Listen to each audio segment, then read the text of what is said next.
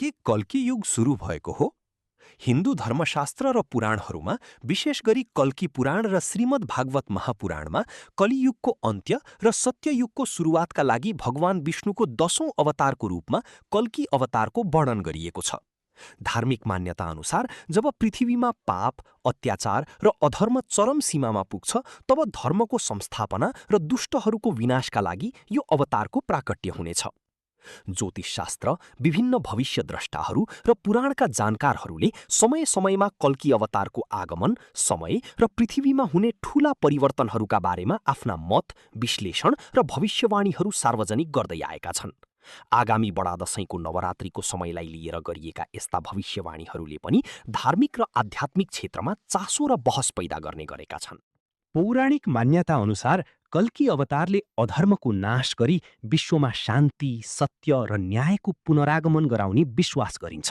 यस्ता भविष्यवाणीहरूले मानव जातिलाई सत्कर्मको बाटोमा लाग्न र अधर्मबाट टाढा रहन सचेत गराउने आध्यात्मिक सन्देश बोकेका हुन्छन्। पौराणिक मान्यता र आधुनिक ज्योतिषीय विश्लेषणको कोणबाट हेर्दा यो विषय कतिको सत्यको नजिक छ भन्ने कुरालाई दुई फरक तरिकाले बुझ्न सकिन्छ। धार्मिक र आध्यात्मिक दृष्टिकोणबाट हेर्दा धर्मशास्त्रहरूमा भगवान कल्कीको अवतार हुने कुरा अकाट्य सत्य मानिएको छ। कलियुगको अन्त्यमा अधर्मको नाश गर्न र सत्ययुगको स्थापना गर्न भगवानको प्राकट्य निश्चित छ भनी श्रीमद् भागवत र कल्की पुराणमा स्पष्ट उल्लेख छ। त्यसैले अवतारको अवधारणा पूर्ण रूपमा सत्य मानिन्छ। तर समय र घटनाक्रमको ठोस भविष्यवाणीको दृष्टिकोणबाट हेर्दा यसमा केही भिन्नता पाइन्छ। शास्त्रहरूका अनुसार कलियुगको अवधि 4,32,000 वर्षको छ र अहिले हामी यसको प्रारम्भिक चरण लगभग 5,000 वर्षमा मात्र छौं। त्यसैले आगामी दशैंको नवरात्रिमै वा यति नै संख्यामा मानिस बाँकी रहने गरी ठूलो विनाश भइहाल्छ भन्ने कुरा शास्त्रको परम्परागत कालगणना भन्दा भिन्न देखिन्छ। ज्योतिष र भविष्यद्रष्टाहरूले ग्रहहरूको विशेष परिस्थिति, संक्रान्ति र विश्वमा चलिरहेको अशान्तिलाई हेरेर समय समयमा यस्ता अनुमानहरू गर्ने गर्दछन्। कतिपय अवस्थामा यस्ता भविष्यवाणीहरूलाई प्रतीकात्मक रूपमा पनि बुझ्नुपर्ने हुन्छ, जहाँ विनाशको अर्थ भौतिक मृत्यु मात्र नभएर मानिसभित्र रहेको आसुरी प्रवृत्तिको अन्त्य र सकारात्मक सोचको उदय पनि हुन सक्छ। त्यसैले भगवान कल्कीको आगमन र धर्मको रक्षा हुने कुरा धार्मिक रूपमा सत्यको निकै नजिक छ, तर यसको निश्चित समय, मिति र 74 करोडको संख्या जस्ता दाबीहरू धर्मशास्त्रभन्दा पनि विभिन्न व्यक्तिहरूको व्यक्तिगत गणना, अनुमान र विश्लेषणमा बढी आधारित देखिन्छन्। हिन्दू धर्मशास्त्र र पौराणिक मान्यता अनुसार भगवान विष्णुको 10औं तथा अन्तिम अवतारका रूपमा कल्की अवतारलाई चिनिन्छ। विशेष गरी कल्की पुराण र श्रीमद् भागवत महापुराणमा यस अवतारको विस्तृत वर्णन गरिएको छ। कलियुगको अन्त्य र सत्ययुगको सुरुवातको सन्धिकालमा धर्मको रक्षा र अधर्मको नाश गर्नका लागि यो अवतारको प्राकट्य हुने धार्मिक विश्वास छ।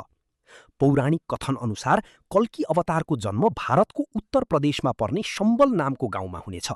उनका पिताको नाम विष्णुयश हुनेछ, जो भगवान विष्णुका परम भक्त र ब्राह्मण हुनेछन्, र माताको नाम सुमति हुनेछ।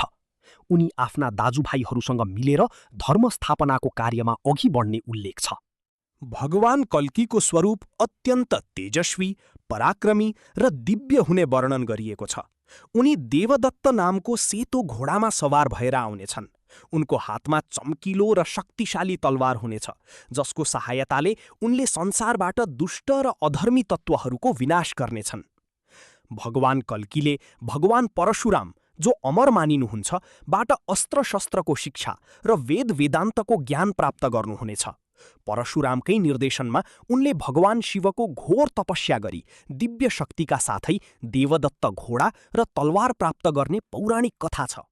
कल्की अवतारको मुख्य उद्देश्य कलियुगमा चरम सीमामा पुगेको पाप, भ्रष्टाचार, अन्याय र अधर्मको अन्त्य गर्नु हो।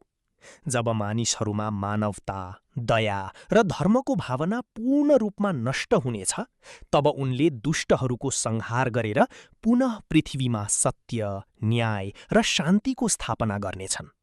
उनको आगमनपछि नै कलियुग समाप्त भई पुनः सत्ययुग, स्वर्णकालको सुरुवात हुने विश्वास गरिन्छ।